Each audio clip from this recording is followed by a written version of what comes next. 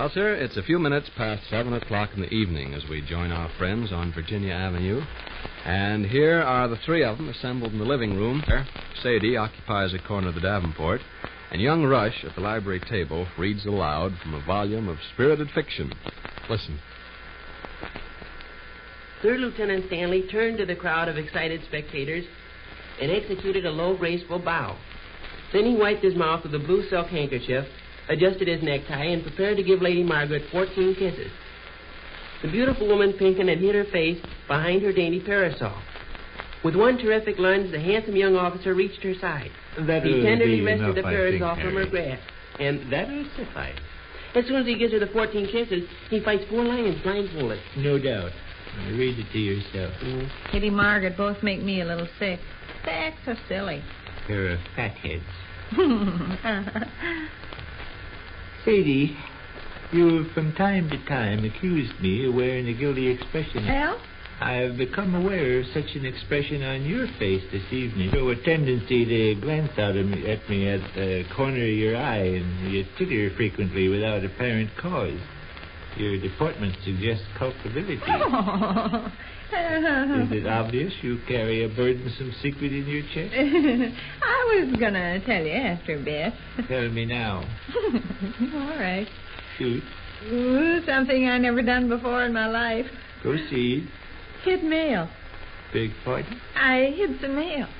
Some of my mail? Yeah. Here we are. 4 huge lions rushed into the arena.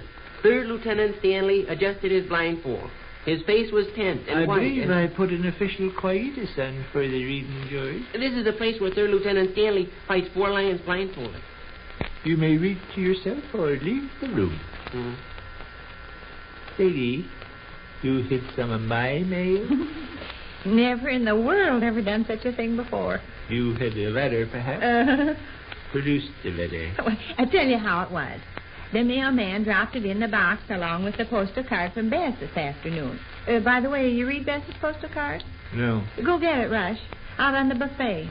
Let us stick to your guilty secret. Produce my letter. Well, let a person tell a thing first. Produce the mailman... my letter. All right. Not as serious as all that. The mailman dropped Produce my letter. Willie. Yeah? Out in the right-hand buffet drawer, fetch the envelope you'll see on top of the other stuff. Right-hand buffet drawer? Yes. Don't mess up my doilies. Surprised at myself doing such a thing. Policemen come and throw you in Sing Sing jail for hiding people's mail, don't they? To whom was the letter directed?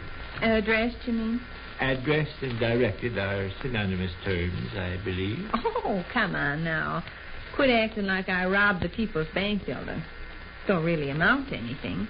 To whom was the letter directed? Mr. Victor Gook, I suppose. Not Mrs. Victor Gook? Mr. Victor Gook. You took the liberty of opening the communication, I presume? Well, of course. Otherwise, how would I have known what was inside? Are you in the habit of opening envelopes directed to others? Oh, others.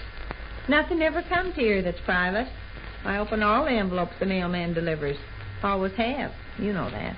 It is my understanding of our national postal laws that all communications addressed to any expressly stated party are strictly... Oh, stop being the big judge with the white wig on in the movie picture show.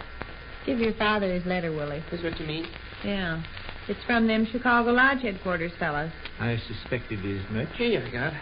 Thank you, my boy. Perfectly all right, my father.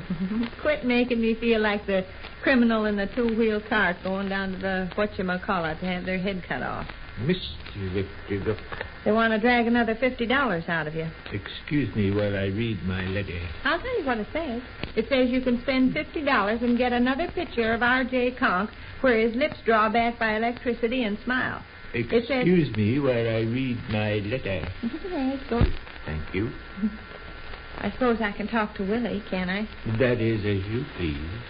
What's Third Lieutenant Stanley doing now? Huh? How'd he come out with the tigers? Lions.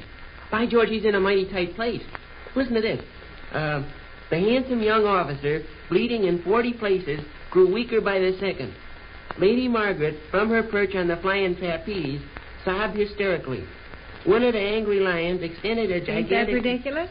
How you mean? Talking to your father. Vic, Ain't that letter ridiculous? I haven't finished reading it yet. Lady Margaret's up on the trapeze, Yeah. Lady Margaret, from her perch on the flying trapeze, sobbed hysterically. One of the lions extended a gigantic paw, and Third Lieutenant Stanley's shirt was ripped to ribbons. Two other lions drew closer, and the fourth prepared to spring. Suddenly, the handsome young Finished officer... it now? Huh? Vic, finished your letter? Yes, I have. Ridiculous? Whether it's ridiculous or not is hardly the point at issue. My feeling on the The matter way it is happened, that I opened it like I open all the letters the mailman brings, and as soon as I saw what it was, my heart just sank. $50 more they want, I said to myself. It was only a week before last you bought that $50 cabinet. A week before that, they tried to talk you into buying an oil portrait of yourself for $50. And then I thought of the large robes and large boots and large diplomas and large swords and large this and large that and large the other thing. My heart just sank. So you secreted another person's private letter in your buffet drawer. Oh, I was going to give it to you. I did give it to you, didn't I? You did. That's true. However, the case has certain angles. Done it on the impulse of the moment, don't you catch on? I was good and mad at them Chicago Lodge headquarters fellas. Hand me your letter once. Gladly. Let me read what it says here. I'm already aware of what it says. I've just finished its You perusal. already have in your possession a large frame portrait of our revered founder, R.J. Konk, in which the eyes light up by electrical currents. We are now announcing the availability of an improved portrait. Picture in your mind a portrait of our beloved founder in which not only the eyes light up, but the mouth smiles. Science has developed a rubberoid substance which is hardy, flexible, and the exact color of human flesh. You switch on the electricity and behold, R.J. Konk's eyes flash and gleam, R.J. Konk's lips part, and he smiles a beautiful white tooth smile. Vic, isn't that ridiculous? Whether it's ridiculous or Isn't not... it ridiculous? Isn't it ridiculous? Headquarters And then are... down here further. One feels the actual presence of R.J. Konk. He winks, grimaces, beams, and smiles, all for $50. Sky Brother Art Bleep of our Prancin' Pacific chapter, San Francisco, California, writes, Agricola, punk, adsit, fish, nomenclature, ad, libby, dumb, epi, hitch, sinus, trouble, non, Henderson, and so on and on and on and on. Sadie, Well, don't you see how I felt? My heart just sank. $50 more.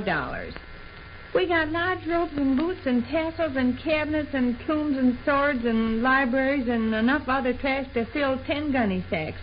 And here they come along and want $50 for a picture of some old man where he's got a rubber face that smiles and grins when you turn on the electricity. Don't you see how I felt? My heart just sank. Well, it is. You don't want this thing, do you? No. You positive you don't? Yep. You'll read that letter over again a couple of times and start getting interested, and before you know it, you'll be sending another check for $50. No, I won't say. Done it before. I won't this trip, though.